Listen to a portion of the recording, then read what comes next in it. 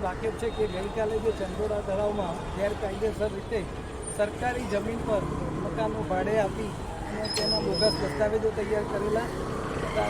એ કેટલા વર્ષથી આવા મકાનો આપેલા છે તે પછી આ દસ્તાવેજો કેવી રીતના બનાવ્યા છે, પાન કાર્ડ કેવી રીતના ખોટા બનાવ્યા છે, કેવી રીતના આધાર કાર્ડ બનાવ્યા છે. આ સિવાય આ આરોપીએ કે જે બીજા બાંગ્લાદેશી નાગરિકો જોડે રહેતા હતા, જેને સગવડ કરી આપેલી, તે લોકો દેશ વિરોધી પ્રવૃત્તિમાં સંડોવાયેલા છે કે કેમ, કે અન્ય કોઈ બીજા ગુનાઓમાં સંડોવાયેલા છે કે કેમ. આ સિવાય આ જે આરોપી છે તથા તેના પિતાએ આ ગુનામાં જે આવકો ભેગી કરી છે ગેરકાયદેસર રીતે, તે આવકોને ક્યાં રોકાણ કરેલું છે અને કઈ કઈ પ્રવૃત્તિમાં વાપરેલી છે. અને આ સિવાય અન્ય નાસ્તા થતા આરોપીઓને પકડવાના બાકી છે. અને જે ભાડાના કરારોને જે કબજે કરવામાં આવ્યું છે તે જે લોકોના નામે કરવામાં આવેલા છે તે દસ્તાવેજોની ખરાઈ કરવા માટે આરોપીની હાજરીની જરૂર હોય, તેથી એજન્સી દ્વારા જે 14 દિવસના રિમાન્ડ માંગવામાં આવ્યા હતા, નામદાર કોર્ટે 5 દિવસના રિમાન્ડ મંજૂર કર્યા છે.